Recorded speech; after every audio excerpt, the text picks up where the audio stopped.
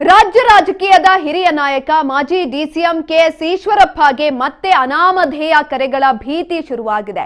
ಈಶ್ವರಪ್ಪ ಮೊಬೈಲ್ಗೆ ಅಂತಾರಾಷ್ಟ್ರೀಯ ಸಂಖ್ಯೆಯಿಂದ ಜೀವ ಬೆದರಿಕೆ ಕರೆ ಬಂದಿದ್ದು, ಇದು ಈಗ ಶಿವಮೊಗ್ಗದಲ್ಲಿ ಆತಂಕಕ್ಕೆ ಕೂಡ ಕಾರಣವಾಗಿದೆ. ಈ ಹಿಂದೆ ಸರ್ಕಾರ ಈಶ್ವರಪ್ಪ ಅವರಿಗೆ ಎಕ್ಸ್ ಶ್ರೇಣಿಯ ಭದ್ರತೆಯನ್ನ ನೀಡಿತ್ತು. ಆದರೆ ಇತ್ತೀಚೆಗೆ ಯಾವುದೇ ಮುನ್ಸೂಚನೆಯನ್ನ ನೀಡದೆ ಅದನ್ನ ವೈ ಶ್ರೇಣಿಗೆ ಇಳಿಸಲಾಗಿದೆ. ಪದೇ ಪದೇ ವಿದೇಶದಿಂದ ಬೆದರಿಕೆ ಬರುತ್ತಿರುವುದರಿಂದ ಕೂಡಲೇ ತಮಗೆ ಹೆಚ್ಚಿನ ಭದ್ರತೆಯನ್ನು ಒದಗಿಸಬೇಕು ಮತ್ತು ಈ ಕರೆಗಳ ಮೂಲವನ್ನ ಪತ್ತೆ ಹಚ್ಚಬೇಕು ಎಂದು ಈಶ್ವರಪ್ಪ ಆಗ್ರಹಿಸಿದ್ದಾರೆ. ನನಗೆ ವಿದೇಶದಿಂದ ಬೆದರಿಕೆ ಬಂದಿದೆ. ಈ ಹಿಂದೆಯೂ ಕೂಡ ಇಂತಹ ಪ್ರಯತ್ನಗಳು ನಡೆದಿದ್ವು.